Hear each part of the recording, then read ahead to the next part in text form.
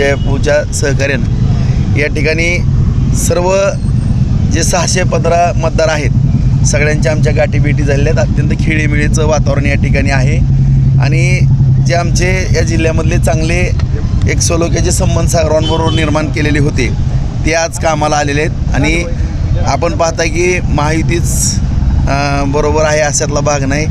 इतरही सर्व इतर पक्षातल्या सुद्धा महाविकास आघाडीतले पण बऱ्याच मंडळींना आम्हाला या ठिकाणी सहकार्य करण्याची भूमिका या ठिकाणी घेतलेली आहे। नक्कीच या ठिकाणी आम्ही 500+ पर्यंत जाऊ असं या ठिकाणी आमचा आत्मविश्वास आहे। आमच्याकडे 16 मतं होते असं भाजपचं म्हणणं होतं, तरी त्यांना काय एवढं पाळावं लागतं असं नाही। मुद्दा असा आहे की तुम्ही पण बघून घ्या, 16 मतं जी होती ती मूळ या ठिकाणी ही जागा काँग्रेसला सुटलेली होती आणि काँग्रेसचं 16पेक्षा मतदान नाही असं जयभाऊ म्हणाले होते।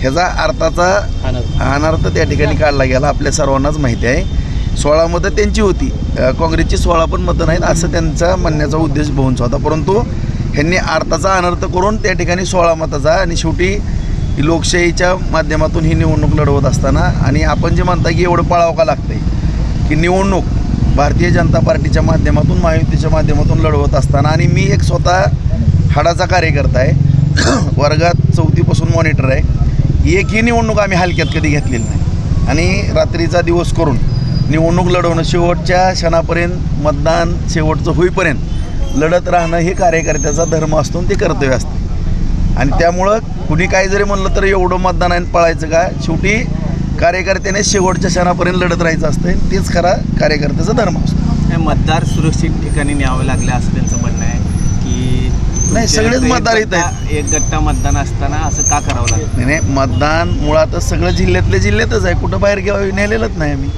कुठं नेलं आहे आपल्याला, कुठं दिसलं?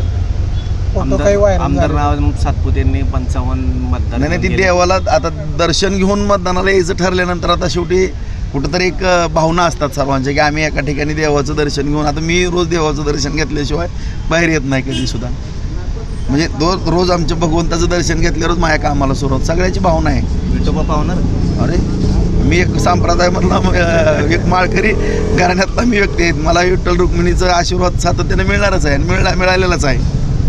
भाऊ, आपण मागाही म्हटलं होता की बऱ्याच गोष्टींच्या आरोप होत आहेत, बँकापासून DCC बँकेपासून सगळा विजय चौकात येऊन सभा घेणार 22 तारखेनंतर। मुळात माझी कुणाला खुन्नस नाही किंवा विषय नाही, ह्या निवडणुकीचं विषयांतर जर करत असतील तर नक्कीच त्याचं उत्तर देणं माझं कर्तव्य आहे की मी कुणालाही या जिल्ह्यामध्ये त्रासदायक ठरलेलो नाही। मी अत्यंत समन्वयाची भूमिका सातत्याने या जिल्ह्यामध्ये घेतलेली, परंतु विनाकारण काही गोष्टीचं राजकारण करण्याचा जे प्रयत्न केलेला आहे त्याचं विश्लेषण तर करणं माझी जबाबदारी आहे ना। आता माझ्यावर एखादा आरोप केला, तो कसा आरोप आहे आणि कुठं आता जिल्हा मध्यवर्ती बँकेचं त्याचं तर मला स्पष्टीकरण द्यावंच लागणार आहे आणि त्याच्यामध्ये मला सांगा की माझ्या जीवनामध्ये मी त्या दिवशी सांगितलं की 1 लाख रुपये कर्ज घेतो आणि 1 लाख भरतो। इतर बँकेचं नॅशनल बँकेचं आमच्यावरती आहे, आम्ही कर्ज तर सर्वांनाच लागते आणि ही सहकार चळवळ जुन्या जाणत्या माणसाने आपल्या आदरणीय सगळ्याच व्यक्तिमत्वानं सहकाराची चळवळ उभा केली ना, त्याला गालबोट लावण्याचा काही जणांनी प्रयत्न केला आणि त्याला मी ब्रेक लावण्याचा प्रयत्न केला, ह्याच्या व्यतिरिक्त काहीच नाही। आणि जी चांगली माणसं आहेत ती चांगलीच आहेत, त्याच्यामध्ये